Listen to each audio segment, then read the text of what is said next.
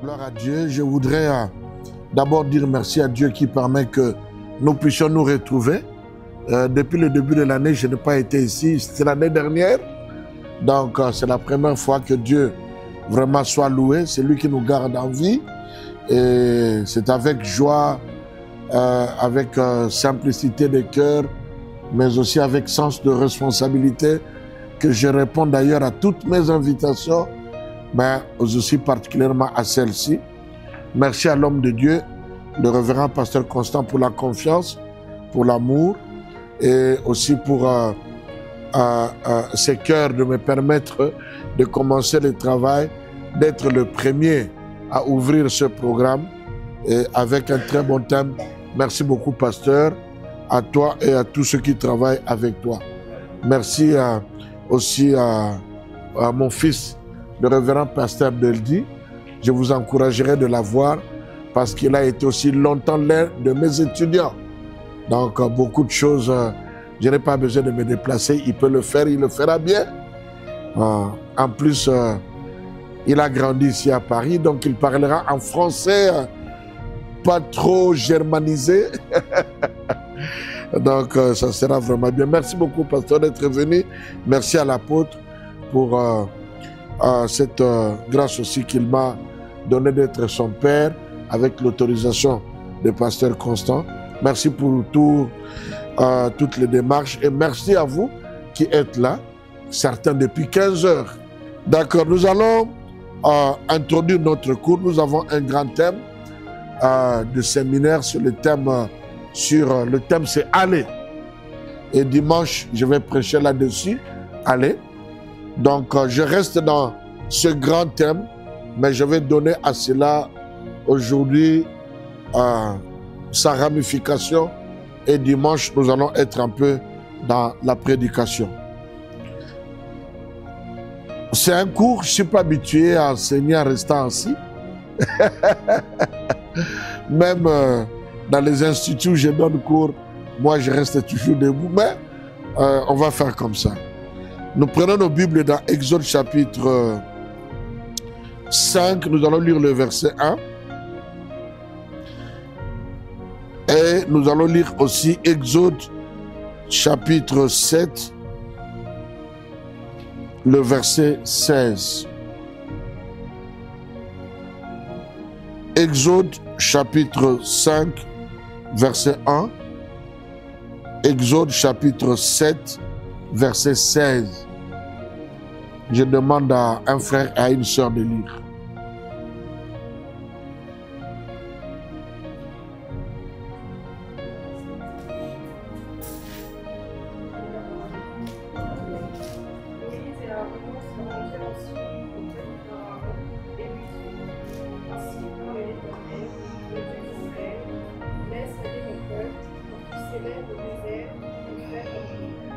Merci. 7, verset 16.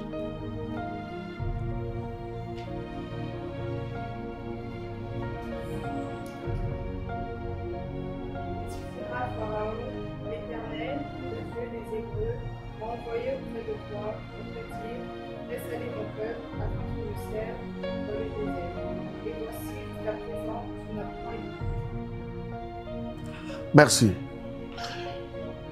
Nous venons de lire des textes où nous connaissons le contexte. Le contexte est que le peuple d'Israël, selon la parole de Dieu dite déjà à Abraham, va se retrouver en esclavage, n'est-ce pas, en esclavage dans la servitude en Égypte. Le temps est arrivé où Dieu va libérer son peuple. Nous connaissons l'histoire. Dieu va appeler Moïse depuis Exode chapitre 3 et après il lui confie la mission. Quelle est la mission qu'il lui confie? Il dit va vers Pharaon, va dire à Pharaon de laisser aller mon peuple. J'ai choisi ces deux textes parce que ces deux textes nous donnent les deux raisons principales pour lesquelles nous devions, Dieu voulait que Pharaon puisse laisser son peuple aller. Dans Exode chapitre 5, verset 1, la Bible est claire là-bas, il dit « Laisse aller mon peuple pour qu'il aille faire quoi? me célébrer, c'est-à-dire m'adorer. Et dans Exode chapitre 7, verset 16, la Bible est claire, comme aussi dans Exode chapitre 7, verset 26 et plusieurs autres versets. Là, la Bible dit, laisse aller mon peuple pour qu'il aille me servir. Donc, nous pouvons conclure partant de là qu'il y a deux raisons pour lesquelles le Seigneur nous libère. Il nous libère d'abord pour l'adorer, deuxièmement pour le servir. Ça, ce sont deux choses que tout enfant de Dieu, à partir du moment où on prend conscience qu'on a été sauvé, libéré par Dieu, avant toute autre attente, avant toute autre formation, avant toute autre recommandation, à partir du moment où nous sommes sauvés, nous avons deux missions, je dirais même deux obligations. La première obligation, c'est de célébrer ce Dieu. La Bible dit, je vais vous libérer et vous allez me célébrer. Adorer le Seigneur, c'est un devoir de reconnaissance, un devoir de gratitude. Pourquoi? Parce que nous étions pendant un certain nombre d'années dans le ténèbre spirituel, mais Dieu a trouvé ses voies et moyens pour nous libérer de cela. La première chose qu'il attend de nous, c'est que nous puissions le célébrer, nous puissions l'adorer, nous puissions l'exalter. Et la deuxième chose, c'est que nous puissions le servir. Que nous puissions le servir. Aujourd'hui, nous ne parlons pas de l'adoration, nous ne parlons pas de la célébration, mais nous parlons du service. Donc nous allons plus nous appuyer sur Exode chapitre 7, verset 16 et verset 26. Laisse aller mon peuple pour qu'il fasse quoi? Pour qu'il aille me servir. Dieu veut que nous puissions le servir. Pourquoi? Parce que depuis le 6e jour de la création, l'homme est devenu la méthode de Dieu. L'homme est devenu l'instrument de Dieu. L'homme est devenu, comment je vais dire, l'instrument principal, la personne principale que Dieu utilise pour accomplir sa volonté. Dieu est capable de faire des choses et d'accomplir des choses dans nos vies sans passer par les hommes. Mais depuis qu'il a créé l'homme, Dieu passe toujours par un homme. Si Dieu veut te bénir, il passera par un homme. Si Dieu veut t'enseigner, il passera par un homme. Si Dieu veut te guérir, il passera par un homme. Si Dieu veut te visiter, il passera par un homme. Tout ce que Dieu fait, il passe maintenant par un homme. C'est pourquoi j'en profite pour dire, ne néglige personne que Dieu met autour de toi. Parce que il peut être un instrument que Dieu met à tes côtés pour te libérer de quelque chose, pour te sauver de quelque chose, pour t'orienter, te montrer le chemin ou pour faire tomber les écailles de tes yeux. Mais Dieu ne nous laisse pas aller servir vaille que vaille. Il ne nous laisse pas aller servir selon nos pensées. Il ne nous laisse pas aller servir tel que nous les concevons. Alors aujourd'hui, j'ai voulu, je ne parlerai pas de tout, parce que c'est un enseignement que je donne au moins un minimum de 12 jours d'affilée. C'est-à-dire, je commence dimanche, lundi, mardi, mercredi, jeudi, vendredi, samedi, dimanche, je continue 12 jours d'affilée pour que je puisse donner cet enseignement au complet. Mais, croyez-moi, ce que je partagerai aujourd'hui, c'est l'essentiel pour que nous comprenions. Alors, laisse aller mon peuple, première partie. Parce que je ne peux pas servir Dieu, je ne peux pas le célébrer si je suis encore lié, si je suis encore enfermé, si je suis encore enchaîné, si je suis encore dans la prison, dans une forme ou une autre. Donc, le premier travail à faire, que Moïse avait à faire, c'était de faire sortir le peuple. Quand il a fait sortir le peuple, je peux vous donner l'exemple de Exode chapitre 15, où Myriam, la sœur de Moïse, à composer un chant et en sortant, ils ont commencé à faire quoi? Avec les tambourins et tout, ils ont commencé à célébrer l'Éternel. C'est avec ça qu'ils ont commencé. Mais plus tard, quand ils sont sortis, d'ailleurs Dieu leur avait dit, en sortant, demandez à vos voisins de l'or, de l'argent et tout ce que vous pouvez demander. Ils ont pris toutes ces choses. Pourquoi? Parce que la deuxième phase de la raison de leur libération, c'était qu'ils doivent le servir.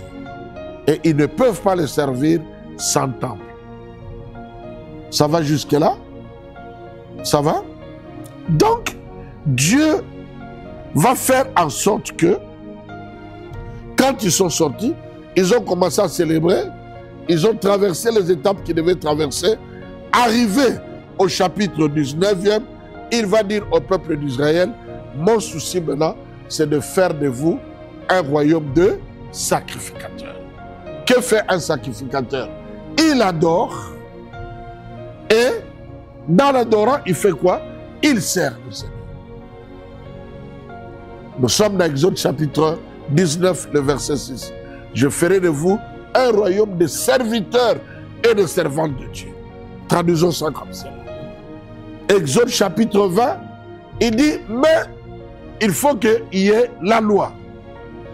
Il leur donne la loi parce que jusque-là, Dieu n'avait pas donné sa loi au peuple, à son peuple. Les gens fonctionnaient, vivaient conformément aux lois qui les régissaient en leur temps par rapport à au roi qu'ils avaient en ce temps-là.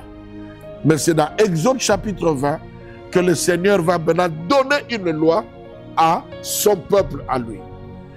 Après la loi, qu'est-ce que Dieu va faire? Dieu maintenant va appeler Moïse et lui dire, Moïse, monte vers la montagne et je vais te montrer quelque chose que tu vas faire pour que vous puissiez me servir. Je demande à une personne de lire Exode chapitre 24. Exode chapitre 24.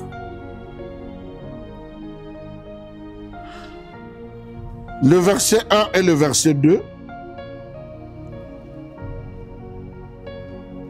Et après, nous allons lire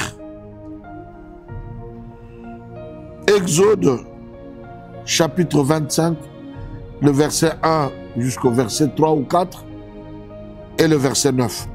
Nous commençons d'abord par Exode 24, le verset 1.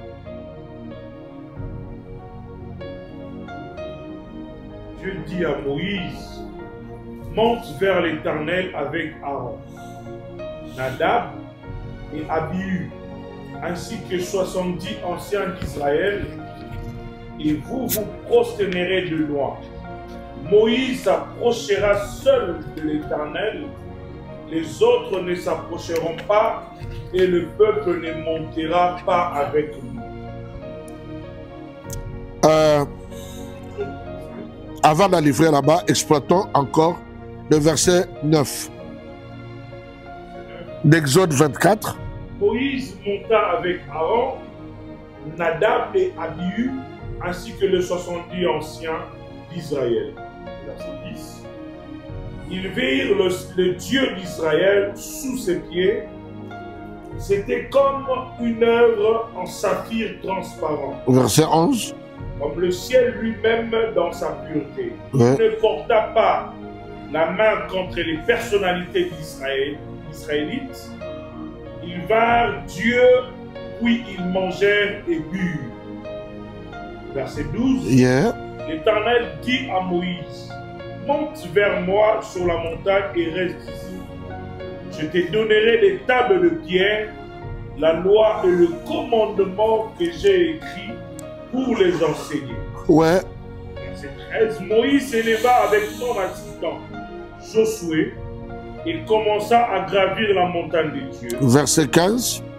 Il avait dit aux anciens, attendez-nous ici jusqu'à ce que nous revenions vers vous.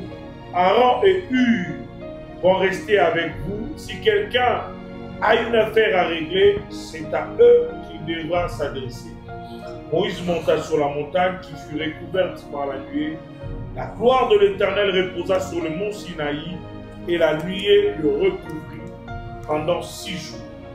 Le 7e jour, l'Éternel appela Moïse du milieu de la nuée.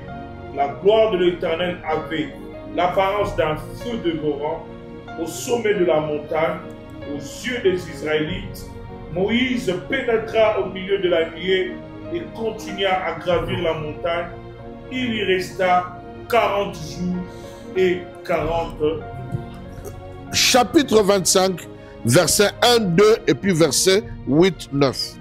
L'Éternel dit à Moïse, ordonne aux Israélites de m'apporter une offrande. Vous la recevrez pour moi de tout homme qui la fera de bon cœur. Verset 3. Versets 8 et 9. Ils me feront un sanctuaire et j'habiterai au milieu d'eux. Vous ferez ce tabernacle et tous ces ustensiles d'après le modèle que je vais te montrer. Voilà notre texte que je vais exploiter avec vous. J'ai introduit, maintenant je vais parler de la notion de l'appel. Hein? Pour que ce soit un peu ordonné, vous écrivez l'appel.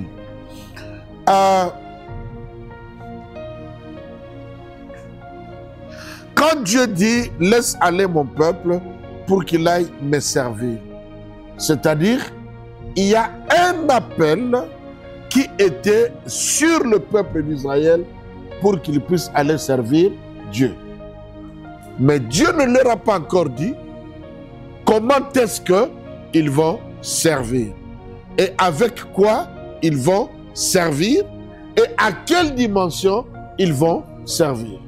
Dieu leur dit seulement, je vous fais un appel pour que vous puissiez servir. J'aimerais que tu puisses noter que l'appel principal que Dieu donne, c'est d'abord l'appel au salut.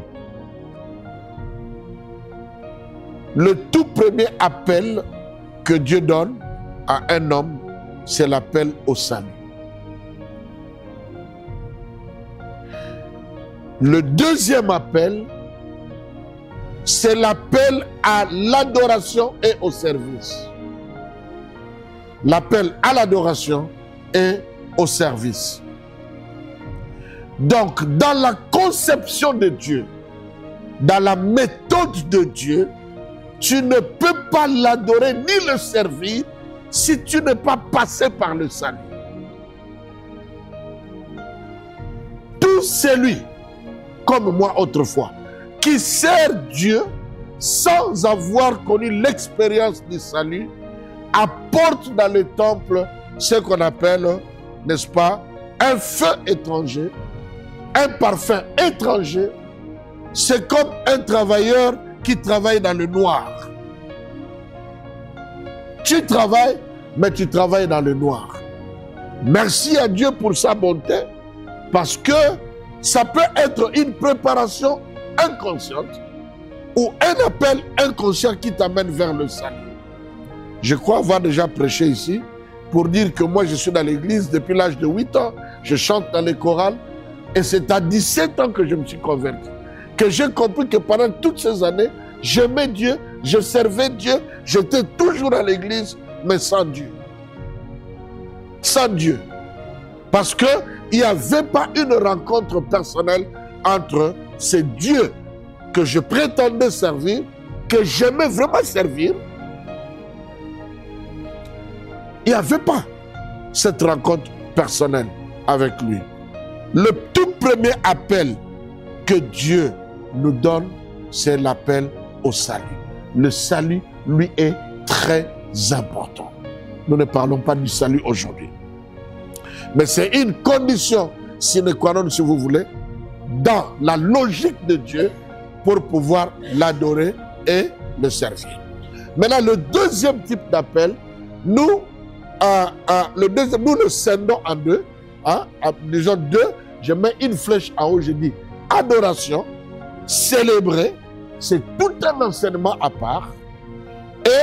deuxième flèche en bas, c'est quoi? Servir. Mais comment servir? C'est ce que nous allons étudier ensemble avec vous. Dans le cadre du service, nous avons aussi 3 dimensions de l'appel au service. Nous avons 3 dimensions de l'appel au service.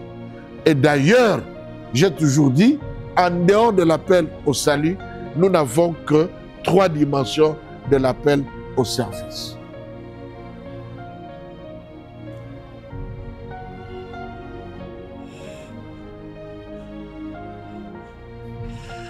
Bien, revenons à, voilà, vous touquilons un peu dans Genèse chapitre 24. J'aimerais que tu puisses avoir ton texte, hein, tu peux laisser maintenant d'écrire, soit avec ton texte de la Bible, pour que ce que je vais dire, que tu puisses le vérifier dans l'écriture. Je veux faire une démarche ici de l'interprétation de la Bible qui nous montre que Dieu nous appelle à 3 dimensions. Est-ce que vous comprenez les 3 dimensions?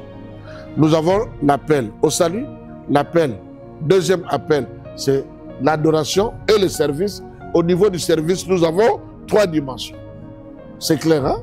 C'est pourquoi je voulais qu'il y ait un tableau pour dessiner, mais c'est clair quand même. Alors, remarquons ceci. Exode 24, verset 1-2. Dieu dit à Moïse, monte vers l'Éternel, toi, Aaron, Nadab, Abihu. Laissez-moi vous informer que Nadab et Abihu, ce sont les fils d'Aaron. Hein? Ses fils biologiques. Il avait 4, mais là c'est 2. Il dit, monte vers l'Éternel, toi, Aaron, Nadab et Abihu, et 70 anciens d'Israël, et vous vous prosternerez de loin. Moïse s'approchera seul de l'Éternel, et les autres ne s'approcheront pas, et le peuple ne montera point avec lui. Je vous pose la question. Est-ce que Dieu appelle ces gens ou il ne les a pas appelés? Hein? Le verset 1 et le verset 2, c'est un appel ou pas? Répondez-moi s'il vous plaît, c'est un appel ou pas? Très bien, c'est un appel. Un appel à faire quoi? À s'approcher de Dieu. Il a appelé combien de personnes, fils?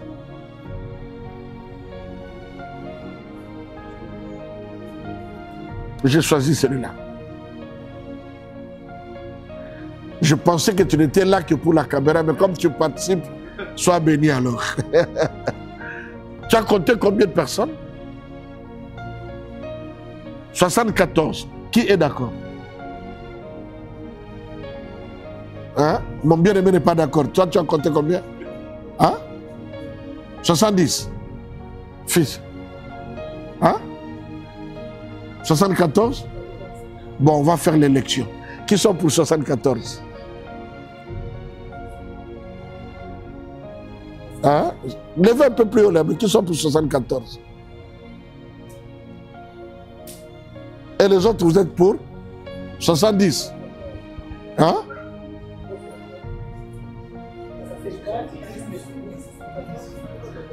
Il a appelé combien de personnes? 74 personnes.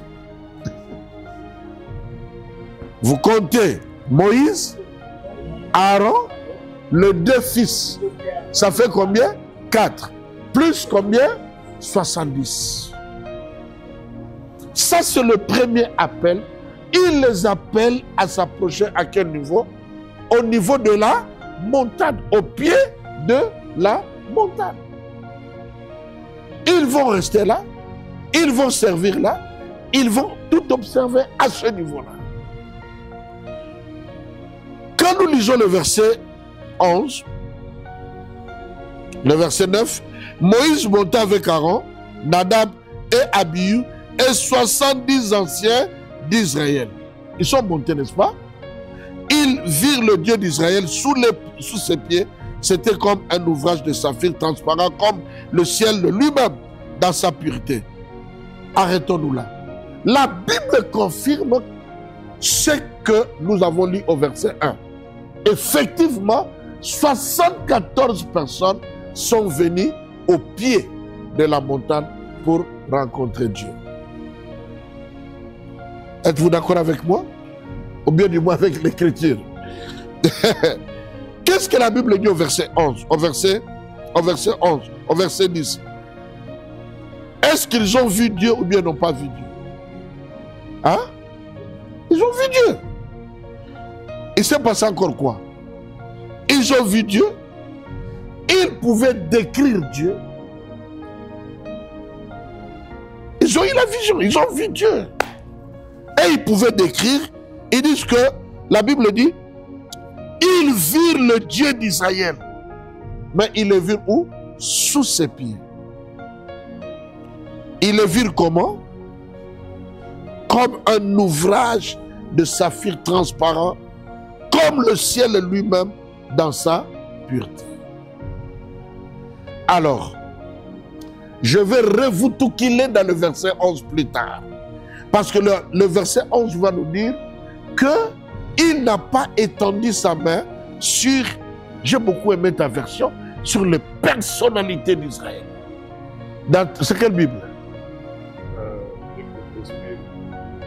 La Bible, tu as qui? L'esprit de vie et l'esprit de mort. Qu'est-ce que la Bible dit là-bas? Au verset.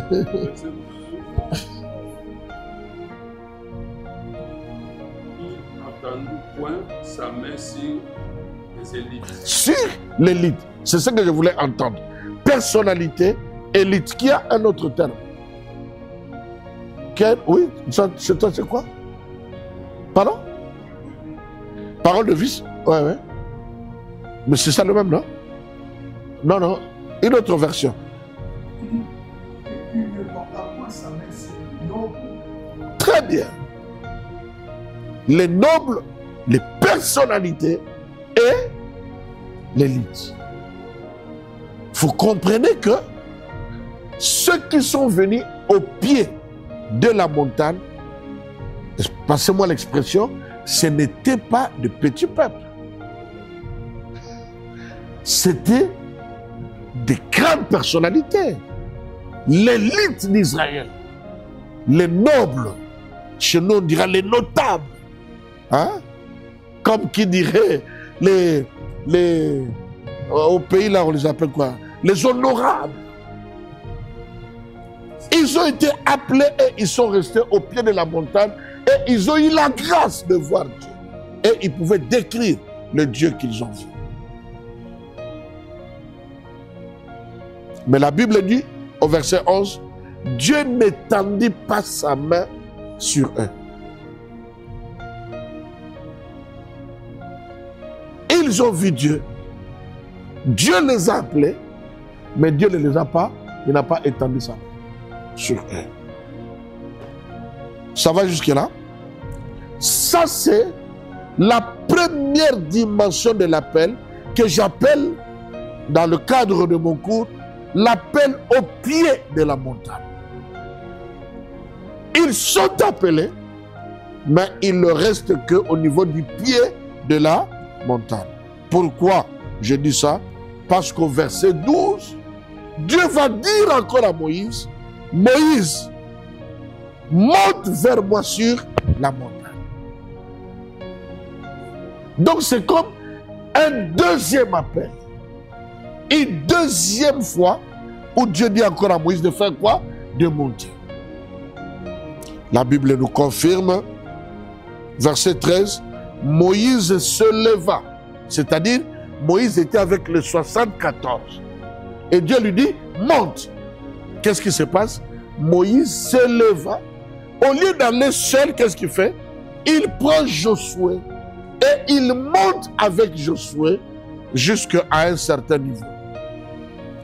Je vous informe déjà que ce niveau-là, c'était ce que j'appelle le milieu de la montagne. Pourquoi? Parce que si vous lisez Exode chapitre 32, Allez-y vérifier à la maison. Quand vous allez méditer Exode chapitre 32, quand il y a eu tous les désordres qu'il y a eu avec le veau d'or, vous verrez que Dieu dit à Moïse, Moïse, au verset 7, Moïse, descend, car ton peuple que tu as fait sortir de l'Égypte a fait quoi?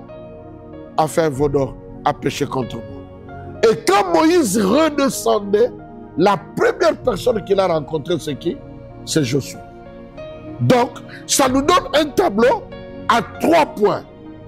Moïse qui revient du sommet de la montagne, il rencontre Josué au milieu de la montagne et au pied de la montagne, il y a le désordre. Ça va? Ça va? Ça va bien, tu es perdu. Parce que c'est le cours ici. Ça va?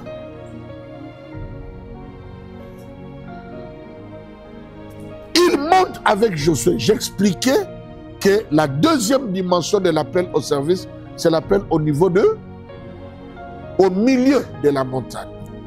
Et j'étais en train de vous expliquer, avec Exode 32, qu'effectivement, Josué s'était limité au niveau du milieu de la montagne. Et quand nous allons au verset 15, la Bible dit, Moïse monta sur la montagne. La Bible dit, et la nuée couvrit la montagne. La gloire de l'Éternel se reposa sur la montagne et la nuée couvrit pendant 6 jours. Là, on ne parle plus de qui? On ne parle plus de Josué.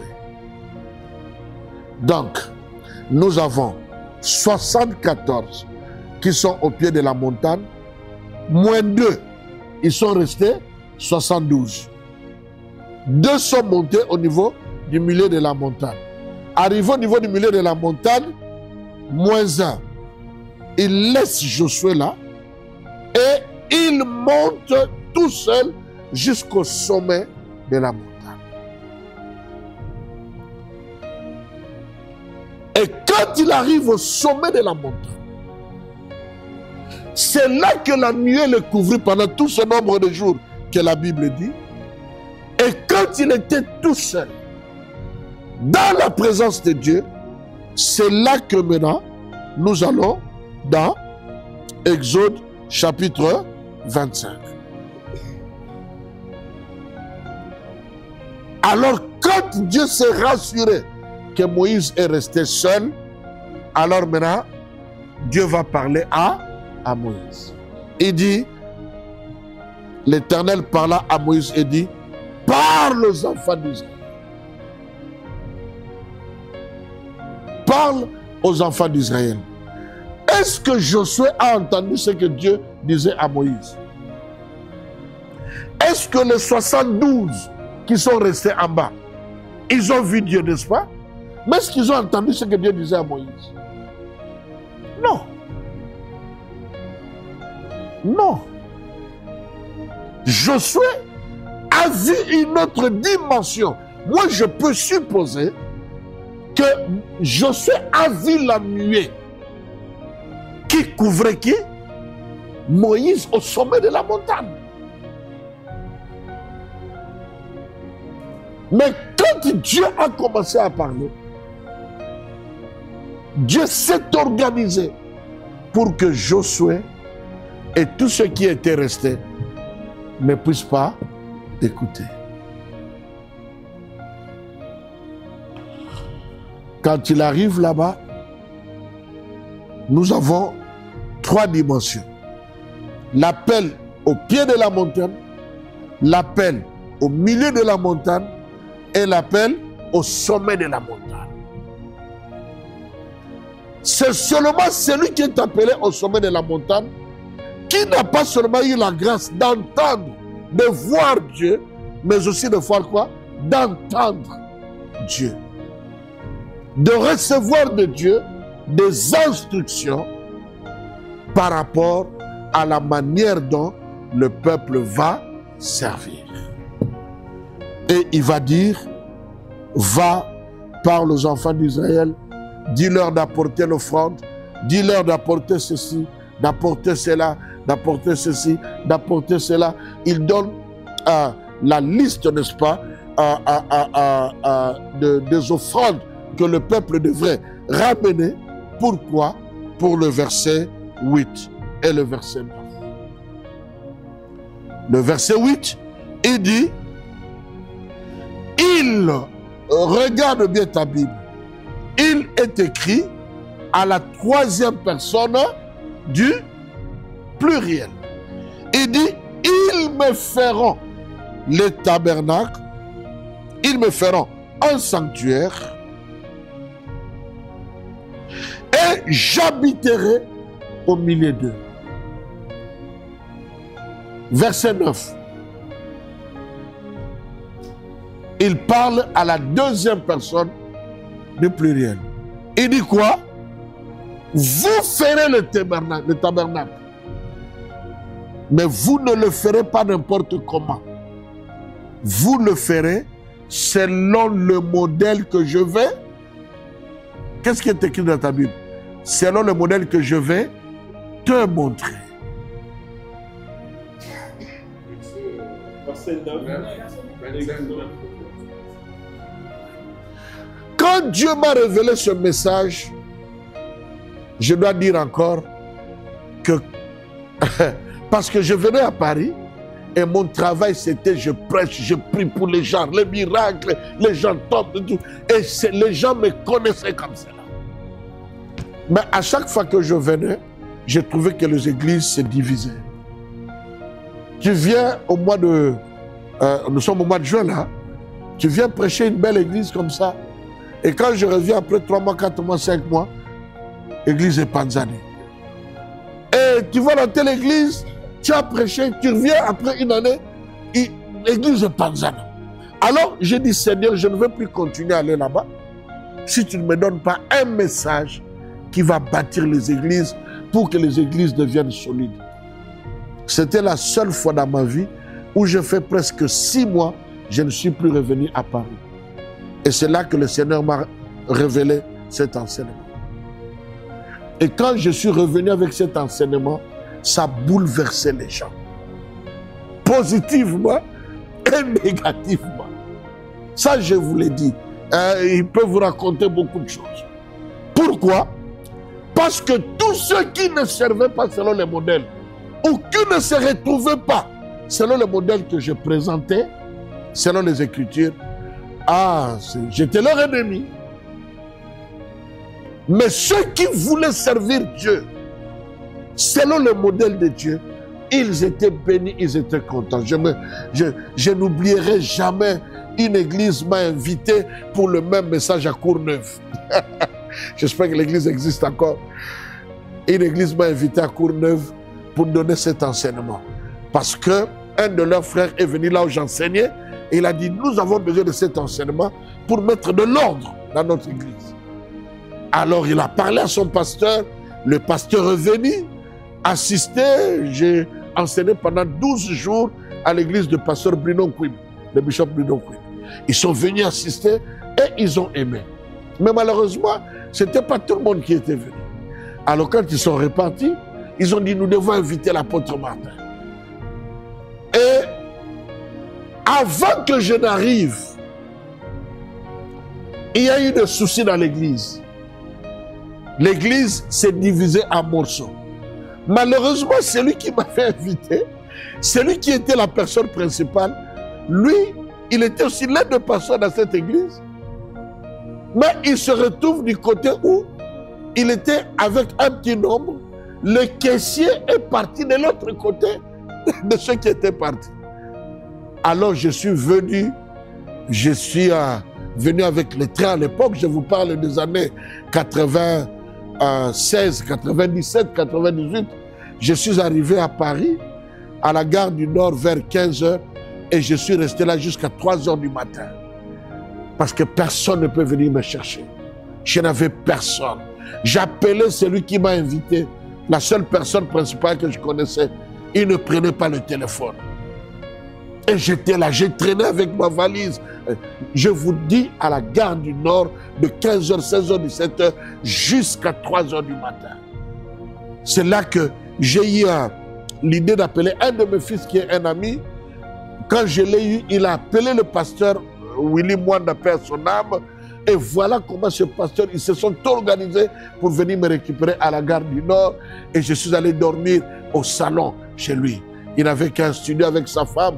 Et donc j'ai dormi au salon sur les canapés. Et je devrais aller prêcher. J'arrive là-bas, l'église est pas qui déjà. L'église était cassée.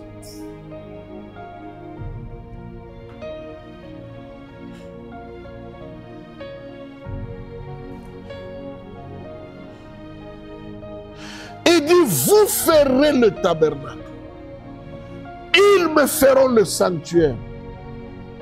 Mais il précise, selon le modèle que je vais te donner. Voilà pourquoi nous disons, dans cet enseignement, et voilà pourquoi je l'ai intitulé, œuvrer selon le modèle de Dieu.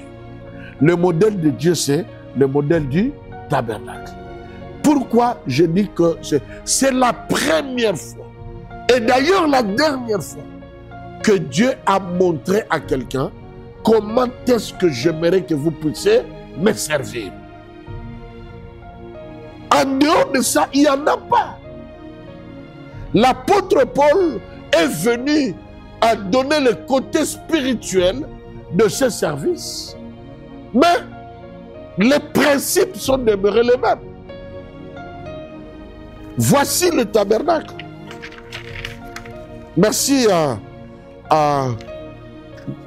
l'apôtre Arsène et à la sœur qui était obligée de partir, qui nous a fait des copies. Voilà. Ou bien tu tapes sur Google, tu tapes tabernacle, comme ça tu as une idée de cette tente. C'était une tente portative qu'on pouvait implanter ici. Après 6 mois, 7 mois, on peut démanteler, n'est-ce pas, le temple, on l'amène à Évry. Et si Dieu dit quitter Évry pour aller à Bondouf, alors nous démontons le tabernacle et nous allons à Bondouf. Et Dieu dit, c'est bon, plus ici, j'aimerais que vous puissiez aller la ville là qu'on nous a donné dehors, là, c'est quoi? Hein? Les Ulysses. Et Dieu dit, vous allez là-bas, nous démontons le tabernacle et nous allons là-bas. Donc c'était une tente portative. On pouvait, c'est comme on construit maintenant, les Chinois font des maisons, ils viennent seulement mettre des trucs, mais tu peux enlever et tu peux aller bâtir ça ailleurs. C'était ça, le tabernacle. Et le tabernacle, Dieu l'appelait un sanctuaire. Et je vais venir là-dessus. Mais nous voyons ici 3 dimensions. Celui qui est à la montagne, c'est lui qui a eu la vision. C'est lui qui a l'instruction. C'est lui qui a les orientations. C'est lui qui a entendu Dieu. Avant ou après, c'est lui qui a entendu Dieu. C'est lui qui a la vision, qui a l'orientation du travail. La Bible ne dit pas qu'il est le meilleur. La Bible ne dit pas qu'il dépasse tout le monde. Mais il a pris au Seigneur de faire de lui celui qui peut arriver au sommet de la montagne et qui reçoit de Dieu une instruction. Après lui, nous avons les espèces de Josué. Des gens où la Bible dit, ils servaient Moïse. Ils servaient Moïse. Et ils étaient là pour accomplir la vision de Moïse. Et ceux qui étaient en bas, ils devaient faire le travail. La Bible dit, si quelqu'un a des différends, qu'il puisse le voir. C'est-à-dire quoi? Ils devraient rester là et gérer le peuple. Ils étaient en contact direct avec le peuple.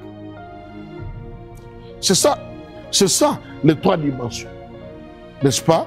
Les 3 dimensions de l'appel. Donc nous avons l'appel au pied de la montagne, nous avons l'appel au milieu de la montagne et nous avons l'appel au sommet de la montagne.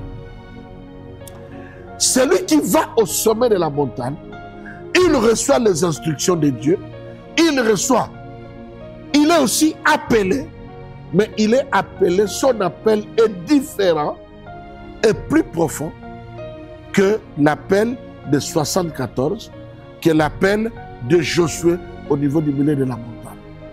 La dimension de l'appel détermine aussi la dimension de la responsabilité.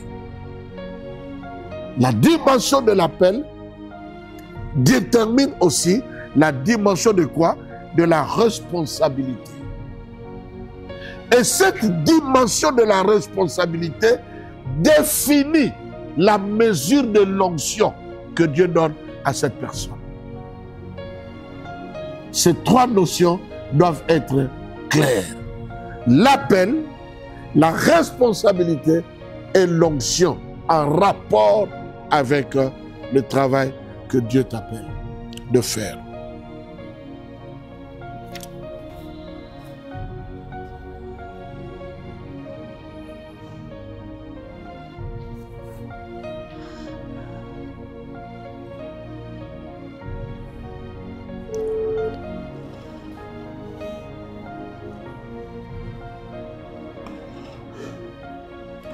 Ça va? Est-ce qu'il y a des questions avant que je ne continue? Il y a une question? Oui. La dimension de l'appel définit la dimension de la responsabilité que la personne a. Et le niveau de la responsabilité détermine le degré, n'est-ce pas, de l'onction, la mesure de l'onction que Dieu va donner à tout un chacun. Ceux qui étaient au pied de la montagne, ils avaient certes l'onction. L'onction, c'est quoi? C'est la qualification pour un travail.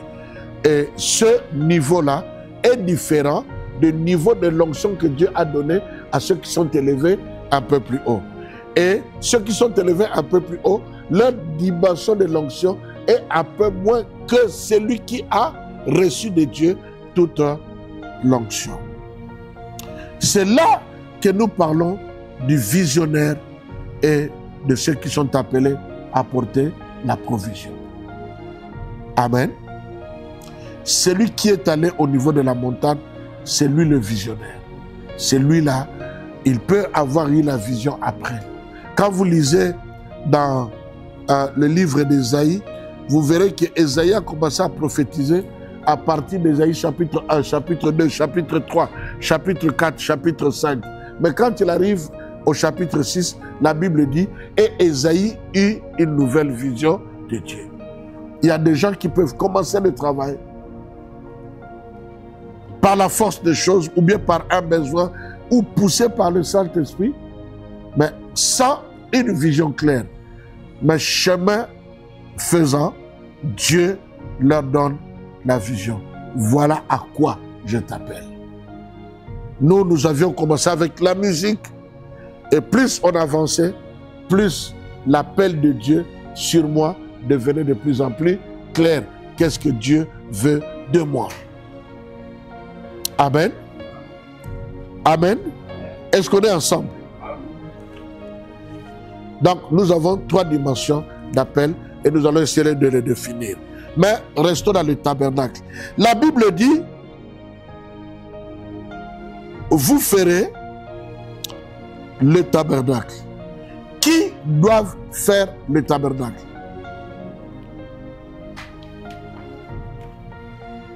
Quand Dieu dit vous ferez le tabernacle, vous ferez le sanctuaire, il s'adresse à qui?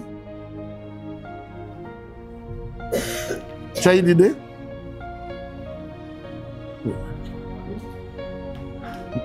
À nous, merci. Mais dans le contexte ici, il s'adresse à qui? Hein? Non, pas seulement Moïse. Hein? Il s'adresse au peuple d'Israël. C'est le peuple d'Israël qui va faire quoi? Qui va bâtir. C'est pourquoi Dieu dit à Moïse, descends, va et parle au peuple d'Israël. Donc nous avons Moïse qui a la vision. Il a le modèle. Il a l'instruction. Mais ceux qui ont la provision, c'est qui? C'est le peuple. Et Moïse et tout le peuple, ce sont eux qui ont la provision. Nous avons 4 types de provisions. Écrivez. Celui qui est au sommet de la montagne, celui qui a la vision. Et tout le reste, on les appelle quoi? En français, le terme provisionnaire existe. Hein? Provisionnaire, ça existe.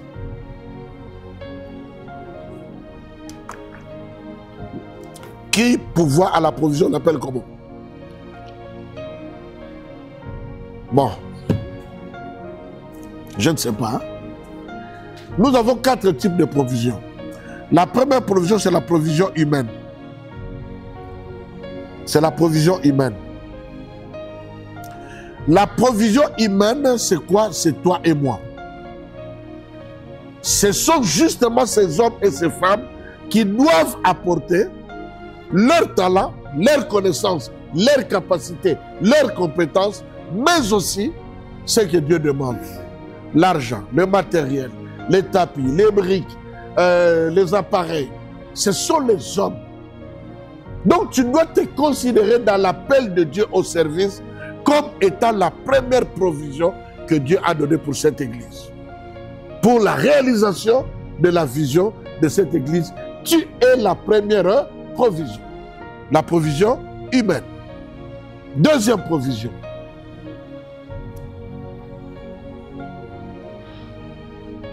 Deuxième provision, c'est la provision matérielle.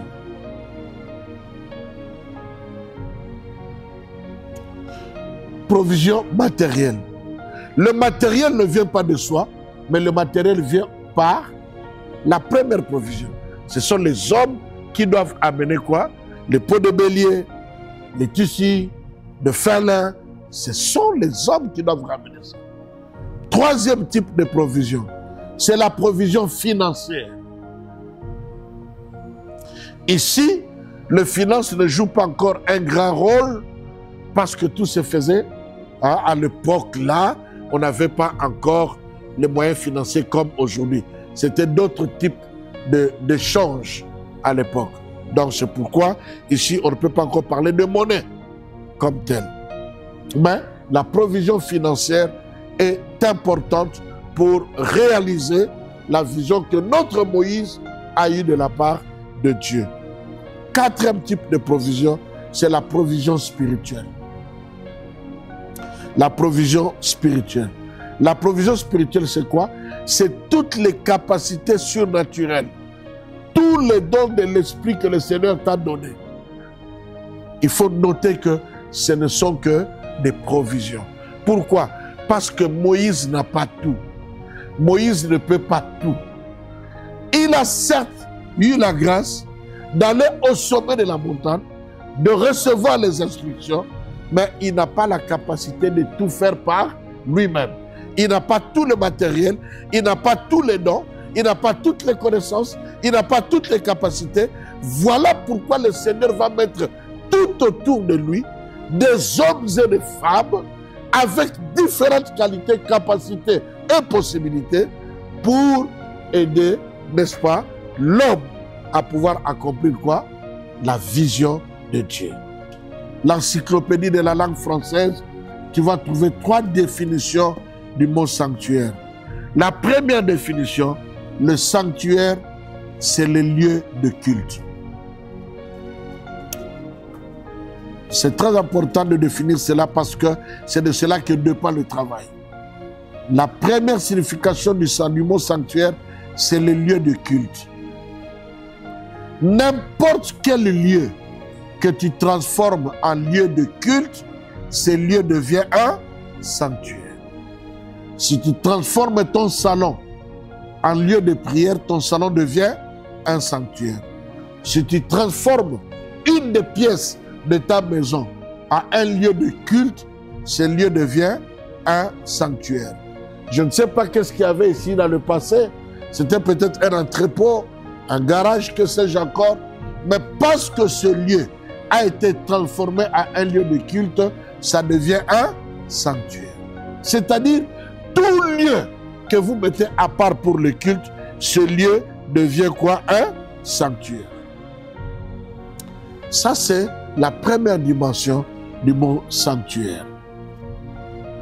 Deuxième dimension du mot sanctuaire, c'est le lieu où se tient le cœur avec CH, c'est-à-dire le lieu où se tenait la chorale. On appelait ça aussi le sanctuaire. Chez les catholiques, c'est plus facile à pouvoir repérer ça. Le lieu où se tient la chorale, on appelle ça le sanctuaire. C'est-à-dire, ce lieu ici, tout ce temple ici, c'est un sanctuaire. Mais dans ce sanctuaire, là où se tient la chorale, c'est aussi quoi? Un sanctuaire. Donc c'est la deuxième dimension de terme sanctuaire. Et la troisième définition dans l'encyclopédie française, c'est que le lieu le plus saint du temple, le lieu le plus saint du temple, c'est ce qu'on appelle aussi le sanctuaire. Donc, dans le sanctuaire, il y a deux autres sanctuaires. Le lieu où se tient la chorale, c'est un sanctuaire, mais aussi le lieu le plus saint du temple. Et quand on étudie la Bible, je n'ai pas le temps d'étudier tout ça avec vous, le lieu le plus saint du temple, c'est quoi? C'est là où on prêche la chair. Parce que c'est là le lieu de la rencontre entre Dieu invisible et son peuple qui est visible. Pourquoi? Parce qu'au niveau de l'autel, c'est là que se passe, entre guillemets, tout le culte. C'est pourquoi nous disons il n'y a pas culte, il n'y a pas adoration sans l'autel. Donc du coup, quand Dieu a dit vous allez me construire un sanctuaire, qu'il va appeler au verset 9 un tabernacle, il disait quoi? Vous allez me construire un lieu de culte à 3 dimensions. Maintenant vous avez la première, je n'ai pas mon stylo, la première dimension, c'est le dehors. Là. Le dehors qu'on appelle le parvis extérieur. Le parvis extérieur. Tout ça, c'est le sanctuaire. Tout ce que tu vois là, c'est le sanctuaire. Mais dans ce sanctuaire, nous avons une tente qu'on appelait la tente d'assignation. Et dans la tente d'assignation, il y a 2 compartiments. Il y a 2 chambres. Quand tu ouvres, il y a 2 chambres. La première de chambre, donc, vous entrez par là, par la porte d'en bas, vous rencontrez, n'est-ce pas, à l'hôtel des Holocaustes.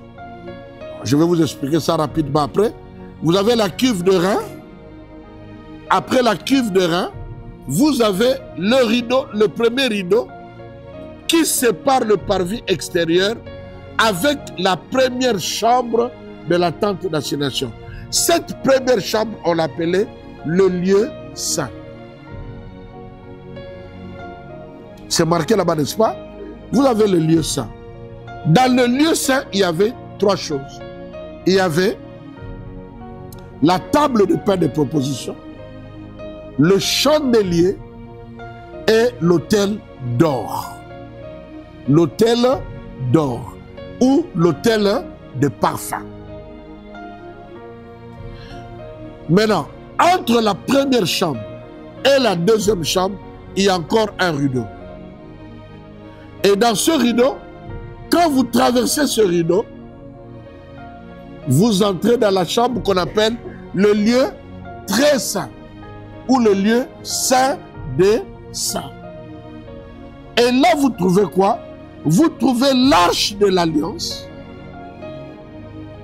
Dans l'arche de l'alliance, il y avait les 2 tables de pierre de Moïse, table de la loi.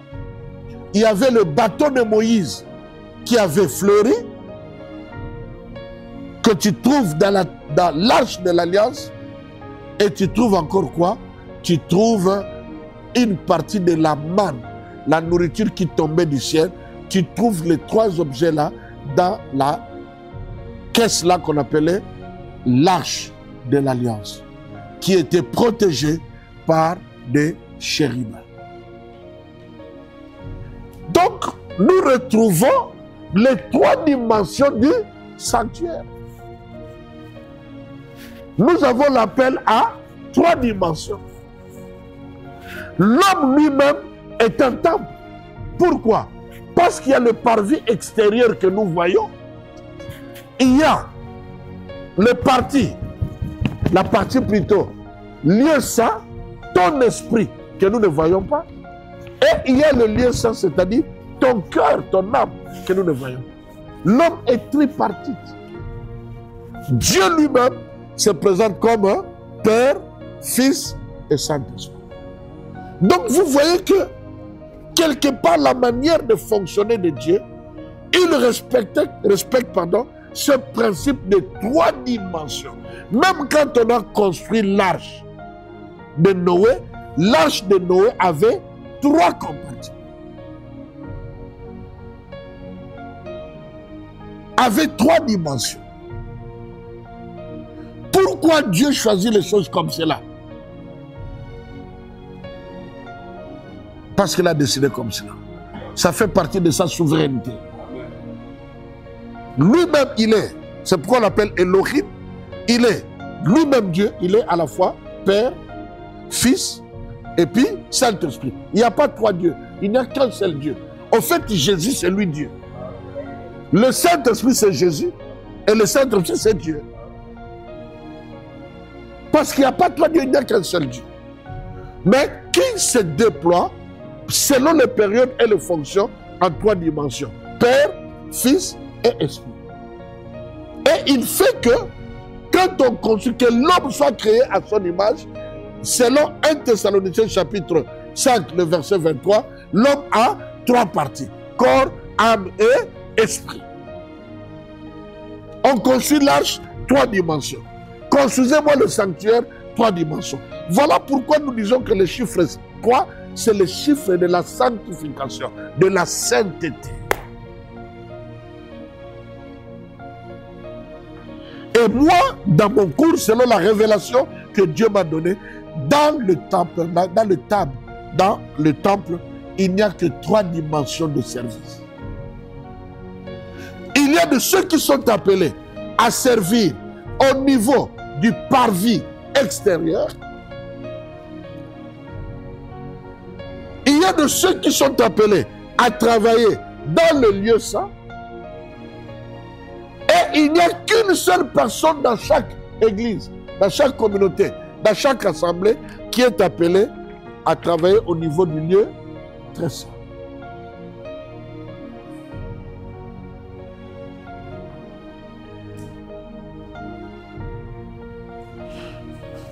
Ceux qui sont là ne sont pas les moindres de ceux qui sont au niveau de lieu saint. Et ceux qui sont au niveau de lieu saint ne sont pas nécessairement les moindres par rapport à ceux qui sont appelés à ce niveau-là. Mais Dieu a réparti le travail de cette manière.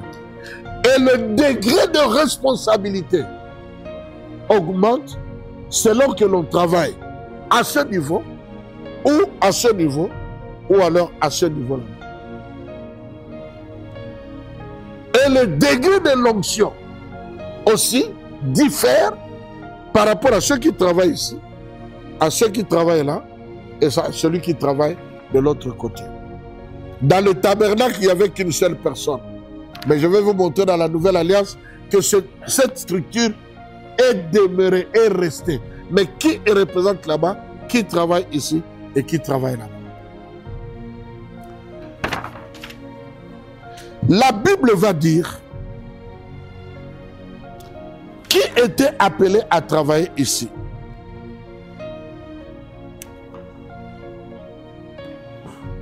C'était les Lévites.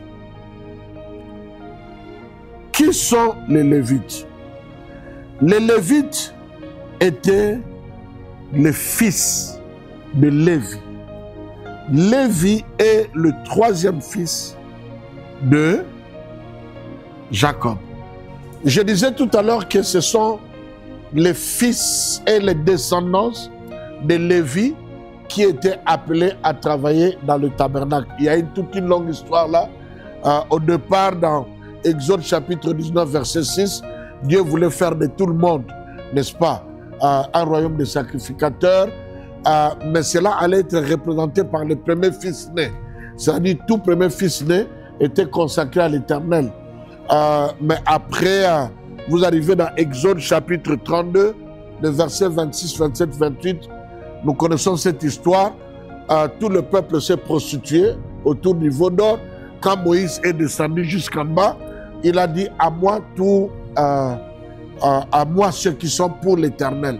Curieusement, ce jour-là, il n'y a que les Lévites qui sont allés derrière Moïse. Tout le reste du peuple d'Israël est resté en face. Alors Moïse a pris les deux tables de la pierre, il a jeté, et c'était 3000 personnes sont mortes. Il a même ordonné aux Lévites de prendre l'épée et de tuer ses frères, leurs frères, parce qu'ils se sont prostitués avec ce veau d'or. 3000 personnes sont mortes parmi le peuple d'Israël en ce jour-là. À cause de cela, Dieu a remplacé les premiers fils nés par les Lévites. Il a dit désormais, ce sont les Lévites qui vont me servir. Et les Lévites, c'est qui? Ce sont des enfants de Lévi. Lévi lui-même, c'est qui? C'est le troisième fils de Jacob. Son nom signifie attachement. Je ne vais pas entrer dans tout cela. Voilà, ils ont eu la grâce de s'attacher à Moïse. Et à partir de là, Dieu a permis que eux puissent être ceux qui vont servir, n'est-ce pas, dans le temple. Or, Lévi avait 3 fils. Le premier fils, c'est Gershom. Le deuxième fils, c'est Kehat. Et le troisième fils, c'est Merari. Les 3 fils constituaient 3 familles avec différentes descendances. Nous avons les Gershomites, ils étaient nombreux. Nous avons les Kehaïtes, ils étaient nombreux. Et nous avions les Merarites, ils étaient nombreux. Mais quand Dieu les a appelés, il les a répartis encore en 3. Ouais. Il les a répartis encore en 3. Donc, les Gershomites avaient leur travail, les Merarites avaient leur travail et les Kehaïtes avaient aussi leur part de travail. Qu'est-ce que je vais dire? Je vais dire que nous sommes tous appelés à servir Dieu. Nous sommes tous appelés à servir Dieu, mais il est important de comprendre à quelle dimension suis-je appelé. Nous avons reçu l'appel pour le salut, nous sommes sauvés, gloire à Dieu, c'est la chose la plus essentielle, mais comme nous sommes en vie, nous devons servir Dieu. Mais nous devons servir Dieu comment? Comment? Nous devons servir Dieu en d'abord respectant le modèle de Dieu. Il y avait des Lévites qui étaient chargés de la chorale et tout ce qui était dehors ici. Nous pouvons comparer ça aujourd'hui, par exemple, au service de protocole, sécurité, diaconat, responsable de chaîne, responsable de...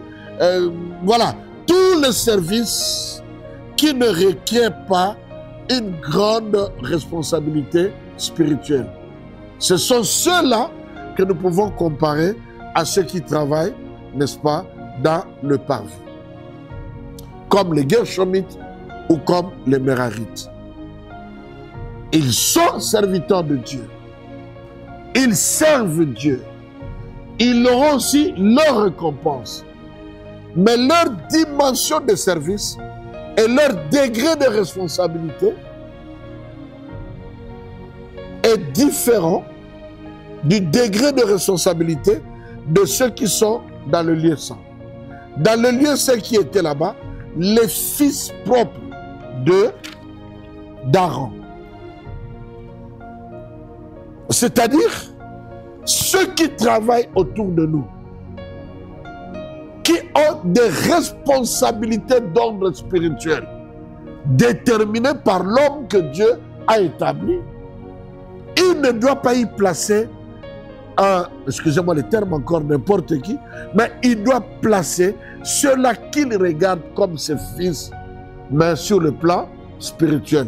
Parce que nous ne sommes plus dans l'ancien sacerdoce où le sacerdoce se transmettait de père à fils d'une manière héréditaire. Maintenant, ça se transmet de père à fils, mais le père spirituel au fils spirituel. Et ils ont de responsabilités spirituelles. Par exemple, l'intercession.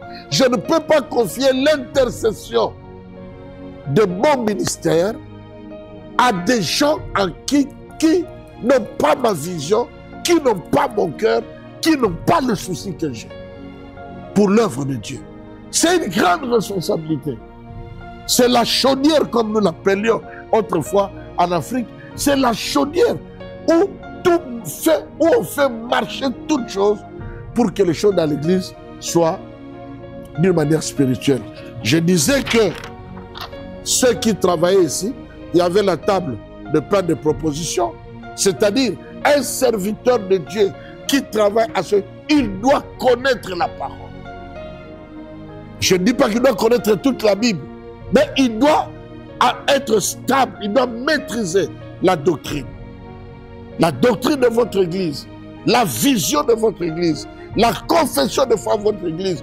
Tu dois être capable, tu dois les connaître et être capable de défendre votre doctrine. Mais qu'est-ce que je constate dans beaucoup d'églises? Que ceux qui sont là, tu lui demandes c'est quoi votre vision, il ne sait même pas, il hésite. Il ne peut pas défendre notre vision. Nous, notre église, voici notre vision, voici notre confession de foi. Pourquoi vous ne portez pas de mouchoirs de tête? Pourquoi vous portez les pantalons, les femmes portent les pantalons? Pourquoi ceci, pourquoi cela? Vous devez être capable de les connaître et de défendre cette doctrine. Mais aussi connaître, n'est-ce pas, les doctrines essentielles de la Bible. C'est ce que représenterait pour moi, n'est-ce pas, la table de pain de proposition. Nous avons le chandelier qui était le symbole du Saint-Esprit. À ce niveau, on ne peut pas mettre des hommes et des femmes charnels. On doit mettre des hommes et des femmes spirituels. Ceux qui se laissent conduire par l'Esprit. Je ne dis pas qu'ils sont parfaits, mais qui sont réellement conduits par l'Esprit. Qui marchent par l'Esprit. Et qui se sont séparés de beaucoup de choses, de beaucoup, même pour être au service de Dieu. Nous avons à ce niveau l'autel de parfum. Sur l'autel de parfum, pardon, on brûlait l'encens. L'encens dans l'Apocalypse, c'est le livre, c'est le symbole de prière d'intercession. Le parfum, c'est le symbole de la louange. Et on brûlait les aromates. C'est dans la Bible, hein? On brûlait les aromates et les aromates, c'est le symbole de l'adoration. En principe, la louange, l'adoration et l'intercession se passaient ici. La Bible dit, ceux qui travaillaient ici devraient travailler nuit et jour pour maintenir la présence de Dieu dans le tabernacle. Donc on ne peut pas confier en réalité le service de louange, d'adoration et d'intercession aux musiciens. L'un des services les plus dangereux dans l'église, c'est la chorale. Pourquoi? Parce que nous avons eu le don qui, malheureusement, était dans Satan.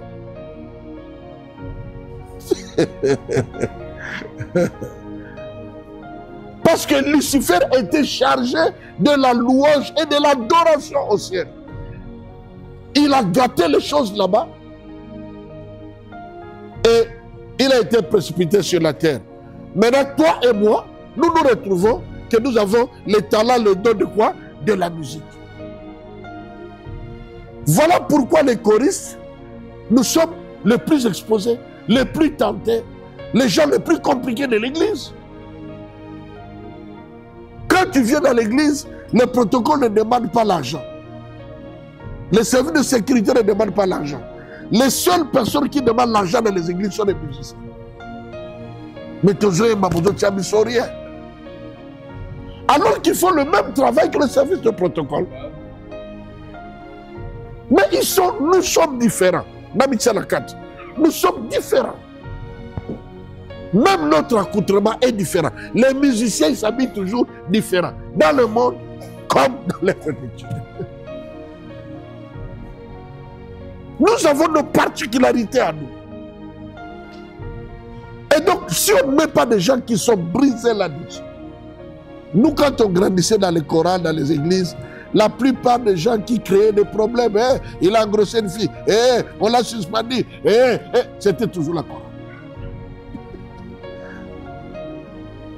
Pourquoi? Parce que nous n'avons pas respecté le principe, la marche, jusqu'à arriver là. C'était quoi? Je sais jouer à la guitare, Kotanga frère. Je sais chanter, Kotanga. Mais plus tard, nous avons découvert dans Ézéchiel, tu ne peux pas faire entrer un incirconcis à les servir devant. Je vous avais dit que Aaron avait 4 fils, mais 2 sont morts. Ils sont morts pourquoi? Ils sont montés pour aller servir après avoir bu du vin. Allez-y lire dans Lévitique chapitre 10, verset 1 au verset 10. Il était interdit quand tu vas dans le service de faire cela. Et ils l'ont fait. Quand ils sont montés dans le service, ils ont commencé à chanter. Comme c'est la deuxième dimension du sanctuaire, qu'est-ce qui s'est passé? Le feu est tombé du ciel. Bon, les Bobi Bango sur place. Ils sont morts dans le temple. En plein culte. Parce qu'ils ont ramené le feu étranger. Et qui travaillait là-bas? Aaron. C'était le seul qui devrait entrer là-bas. Et il n'entrait là-bas qu'une seule fois l'année. Une seule fois l'année. À qui pouvons-nous représenter Aaron aujourd'hui? Nous représentons, quand nous venons maintenant dans les Écritures, dans le Nouveau Testament, nous voyons que dans Éphésiens, j'aimerais que nous puissions lire et nous allons bientôt terminer. En tout cas, terminer sans terminer. Ça, vraiment.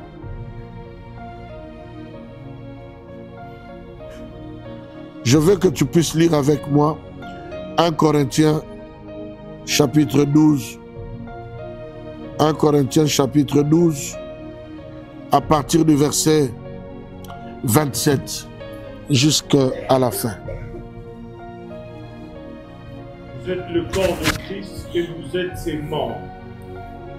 Chacun pour sa part.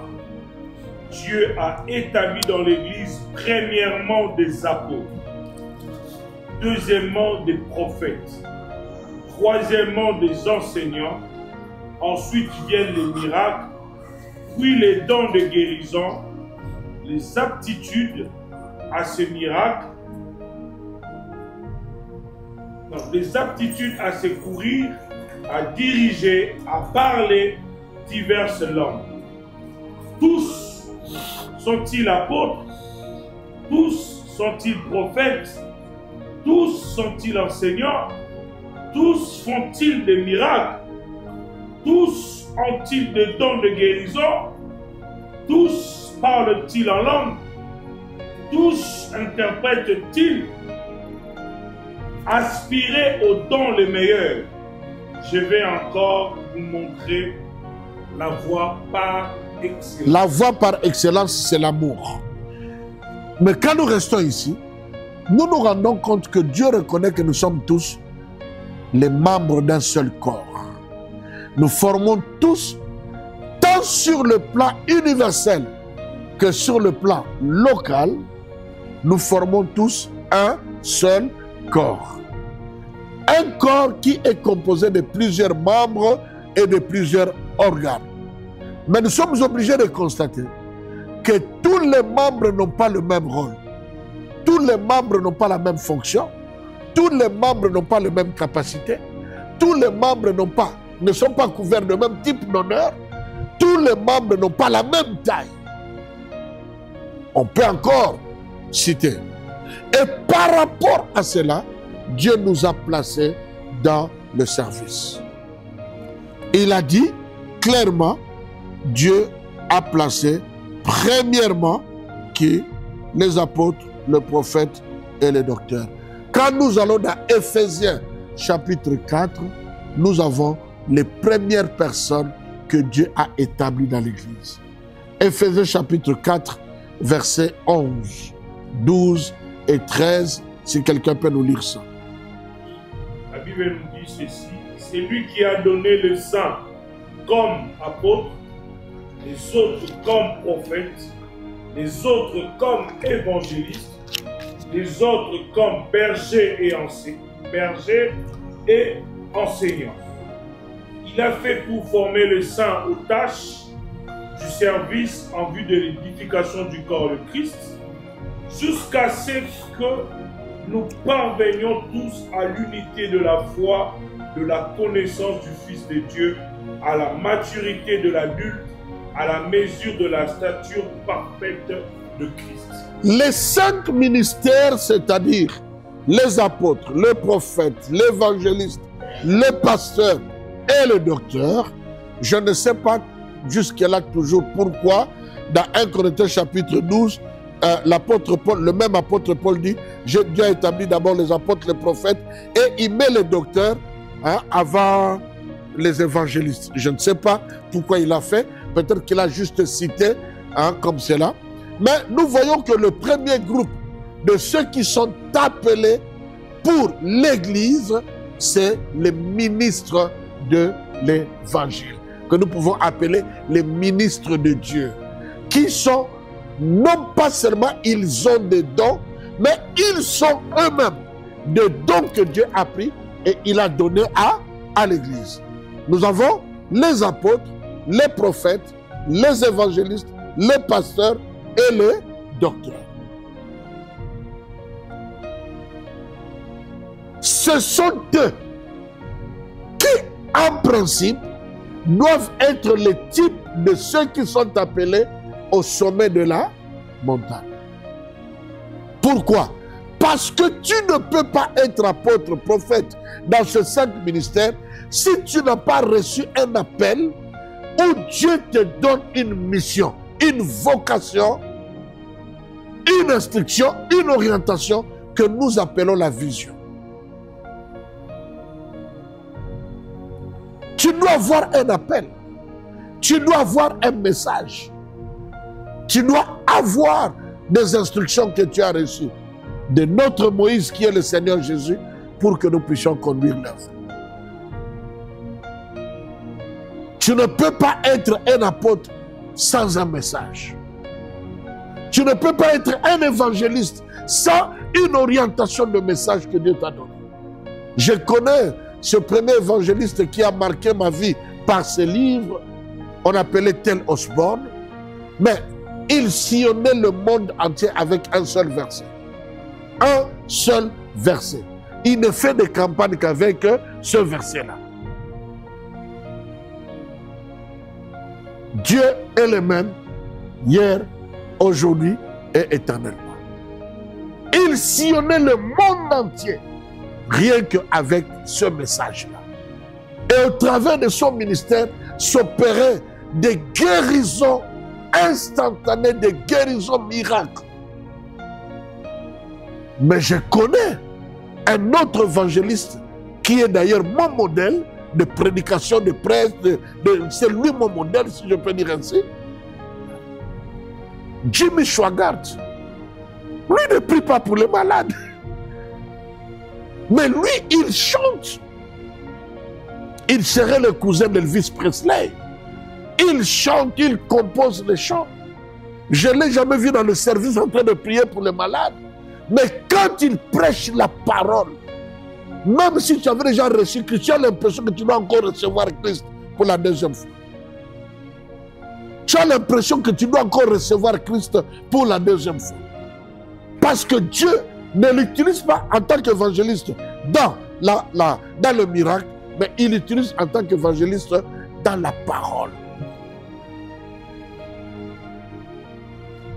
Il avait un message qu'il transmettait au peuple. Tu ne peux pas être un docteur. Moi, je suis docteur, mais je suis docteur des études, de théologie.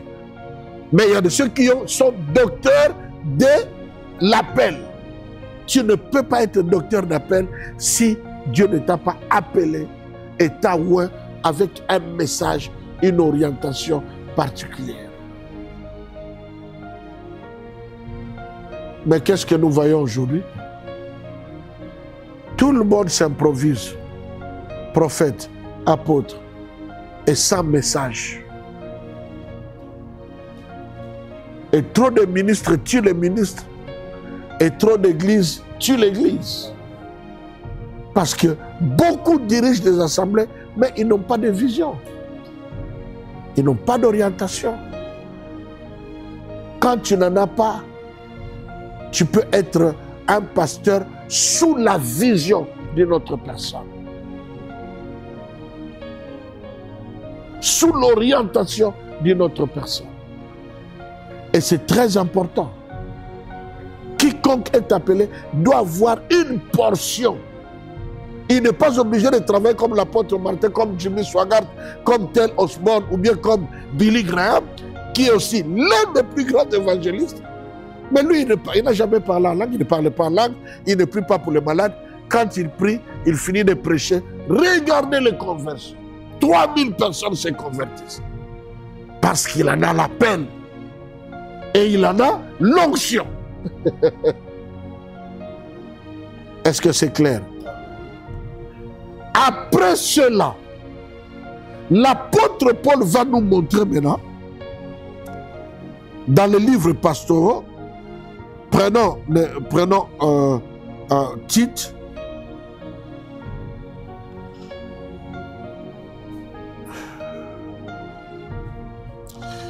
Tite, chapitre 1, verset 5. Tite, chapitre 1, verset 5. La Bible dit, je t'ai laissé en Crète, afin que tu mettes en ordre ce qui reste à régler, et que selon mes instructions. Vous voyez le langage qu'un homme de Dieu peut utiliser. Il ne dit pas ici par fausse humilité, selon les instructions du Saint-Esprit de Jésus. Non, il dit selon mes instructions. Que tu fasses quoi? Que tu établisses les anciens dans chaque ville. Et quand nous continuons la lecture, après les anciens, il a établi qui?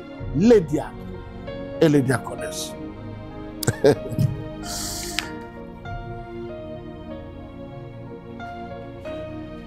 Les ministres de l'évangile, les 5 ministères, selon Éphésiens 4, 11, 12, 13, ils sont établis dans une église locale.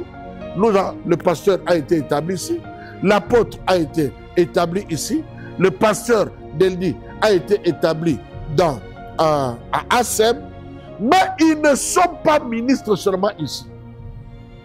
Il est pasteur dans mon ministère. Il est pasteur dans mon ministère. Il est apôtre dans mon ministère. Et quand je viens ici, je suis apôtre. Pourquoi? Parce que ces ministères fonctionnent au-delà de l'église locale. Ils sont, la Bible dit, pour l'édification du corps de Christ et le perfectionnement des saints, c'est-à-dire pour amener les saints dans la maturité. C'est pour cela que je suis là. C'est pour cela que je suis là. Mais je ne peux pas t'inviter, toi, en tant qu'ancien, que tu viennes faire ton ancienat chez moi à l'église. Tu vas faire quoi? L'apôtre Paul dit, je t'ai laissé en Crète, c'est-à-dire à un endroit précis, pas ailleurs. Dans un endroit précis, dans cet endroit précis, établi qui? Les anciens. Les anciens, ce sont, dans l'organisation de l'Église, les deuxièmes serviteurs que Dieu, par l'apôtre Paul, a établis dans l'Église. Et les anciens sont là pour seconder le pasteur ou le ministre de l'évangile dans leur travail. Les anciens sont des surveillants. Les anciens sont des sentinelles. Les anciens, ce sont ceux-là que nous appelons des évêques et qu'on peut appeler les bishops. Ce sont les anciens dans l'Église. Ils sont là pour porter la charge avec l'homme de Dieu, mais au même moment pour veiller au peuple de Dieu en ce qui concerne la doctrine, la vision et protéger le peuple de Dieu. Les premiers anciens ont été établis dans Nombre chapitre 11. Et là, Dieu dit, tu choisiras 70 anciens en qui je mettrai ton esprit. Tu ne peux pas être mon ancien si tu n'as pas mon esprit. Non. Parce que tu ne pourras pas porter la charge avec moi. Avoir mon esprit veut dire avoir mon cœur, avoir le souci que j'ai, comprendre ma vision, où est-ce que je vais aller, emporter le souci pour que tu puisses porter la charge avec moi. Dans ma vision apostolique, je n'autorise pas qu'une église puisse choisir les anciens. C'est l'homme de Dieu qui doit choisir qui va être son ancien. Et bibliquement et en général, les anciens, ce ne sont que des hommes. Mais d'autres ont eu la conviction qu'on peut mettre les femmes. Chacun répondra selon l'appel qu'il a reçu. Mais dans l'Ancien Testament, tous les anciens n'étaient que des hommes. Troisième dimension des serviteurs, c'est ceux-là que nous appelons les diacres et les diaconesses. Là, il y a des femmes. Les diaconesses ou les diacres ont eu leur naissance dans Actes des Apôtres chapitre 6. Les apôtres étaient chargés de la parole. Il y avait des problèmes entre le peuple dans la répartition de biens. Alors, ils ont eu une sagesse. Ils ont dit, écoutez, choisissez parmi vous 7 personnes de qui on rend un bon témoignage, qui soient remplis du Saint-Esprit. On a donné des conditions. Ce n'était pas aux apôtres de choisir. C'était au peuple de faire quoi? De choisir. Mais sous des conditions que les ministres de l'Évangile ont données. C'est alors qu'on a choisi 7 personnes. Philippe, Étienne et tous les autres qui sont cités là-dessus. Au départ, ce n'était que des hommes. Mais dans la langue, il y a des femmes qui travaillent dans ce service. Et les diacres et les diaconesses, d'une manière générale, sont appelés, d'abord, sont choisis par le peuple et ils sont appelés à servir le peuple, à être au service du peuple. Voilà pourquoi je considère le service de protocole, le service d'accueil, le service de sécurité et tous ces services-là comme étant aussi faisant partie du diaconat, même si on ne les nomme pas en tant que diacre.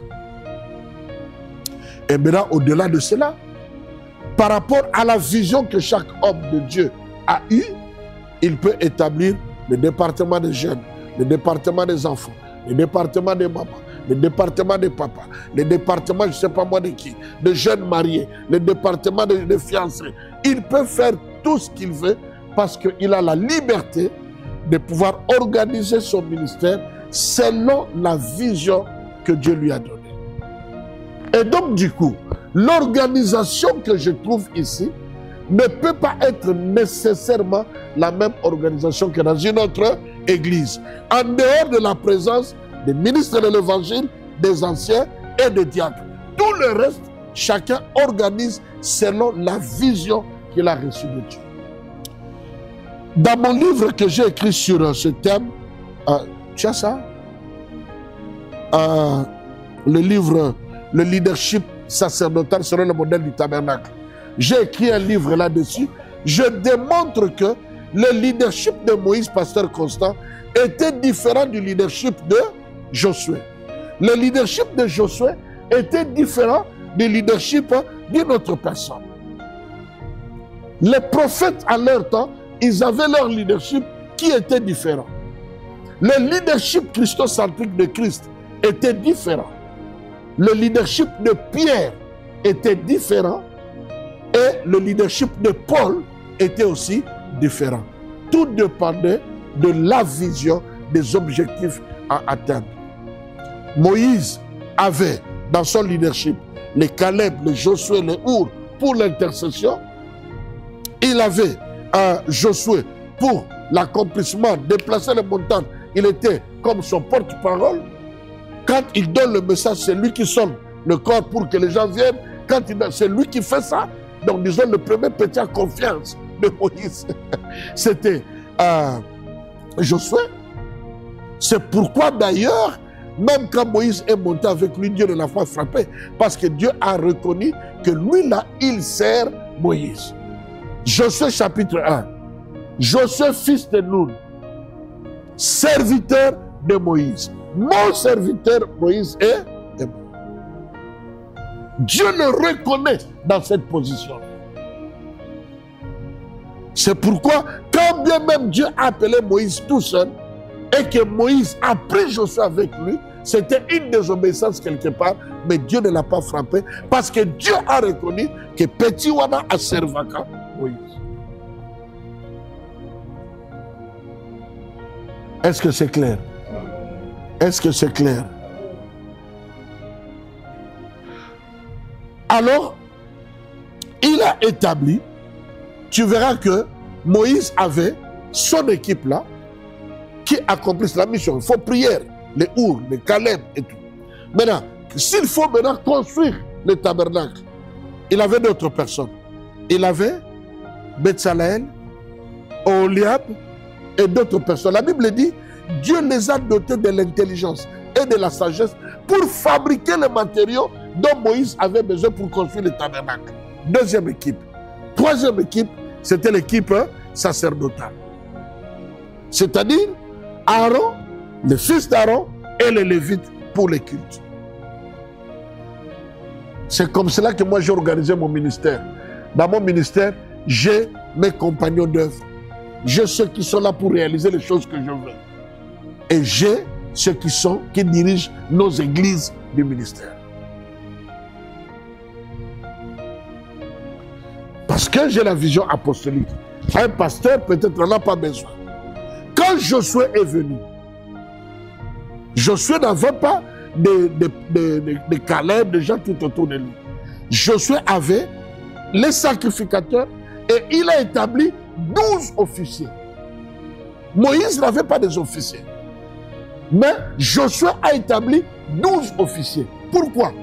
Parce que dans la continuité de la mission de Moïse, la particularité de la vision de Josué, c'était la bagarre, Bitumba.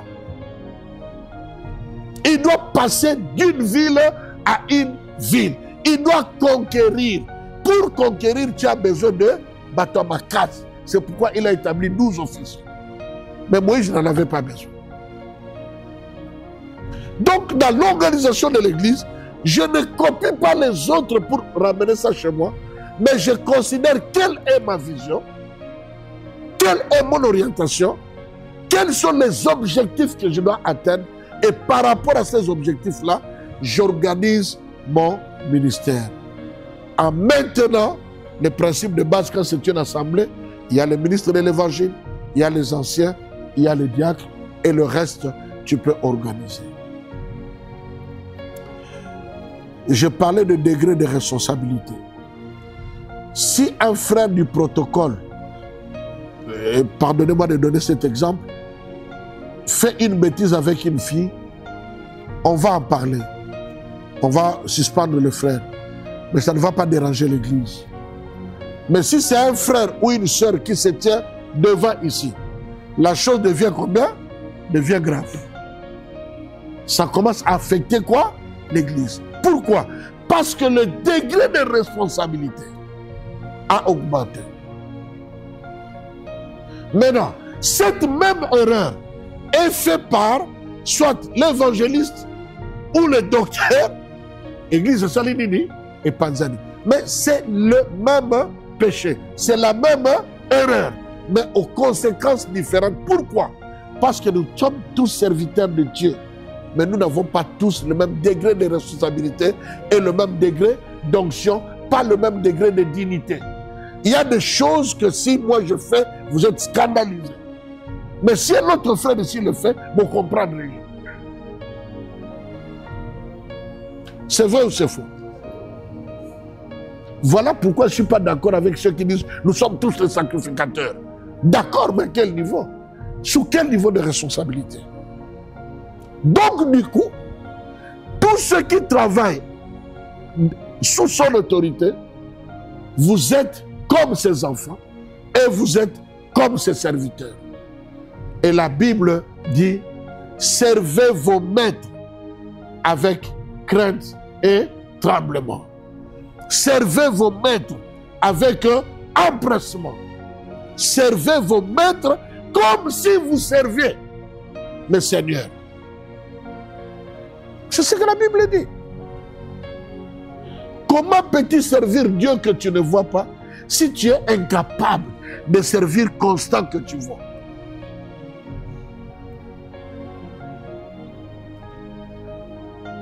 Comment? Ah, moi, je dis, on peut s'en faire. Bon, que nous nous peut ça. Ce que je vais donner à Dieu, je donne ça à l'homme de Dieu. Parce que Dieu, je vous avais dit, je donne ces cours pendant 12 jours. Tout ce qui était donné à Dieu, si tu veux donner à Dieu, tu dois donner à l'homme de Dieu. Dieu avait établi des principes. Sauf que, par exemple, quelqu'un a volé. Il était voleur.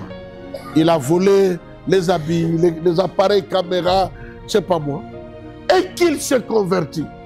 Quand il s'est converti et qu'il ne peut pas aller remettre ces choses, il peut ramener toutes ces choses auprès du pasteur. Et ces choses faisaient partie du salaire du pasteur. On appelait ça les objets restitués. Pour toi, c'est un péché. Mais tout ce que j'avais volé, quand moi je prends ça, je prie pour toi, je peux l'utiliser, ce n'est pas un péché.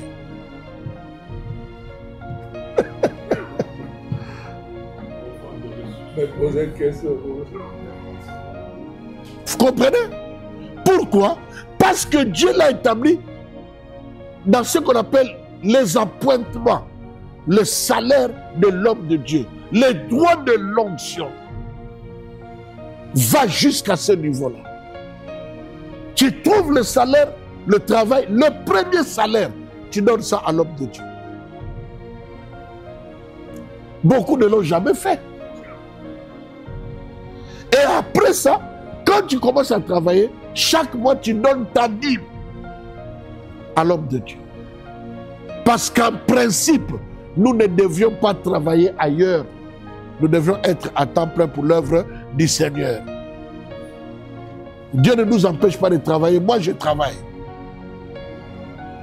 Mais je pouvais encore aider beaucoup d'églises si j'étais sans tout autre type de travail. Et la Bible dit, celui qui travaille à l'autel mangera où? À l'autel. Pas l'autel avec H, l'autel avec AU. Donc celui qui travaille là doit manger par le travail qu'il fait ici. Est-ce que le pasteur Constant, l'apôtre Arsène, je ne sais pas moi, est-ce qu'il mange par le travail qu'ils font ici? Mais nous disons, nous servons Dieu.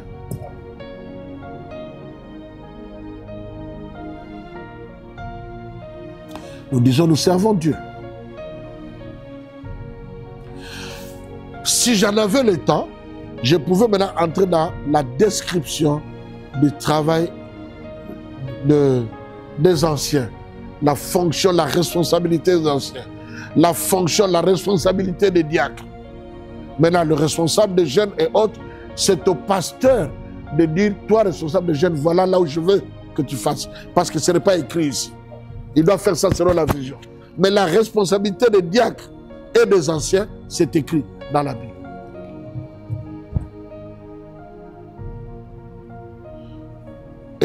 nous servons comme ça, chacun doit savoir qu'il a la récompense par rapport au travail que Dieu lui a donné.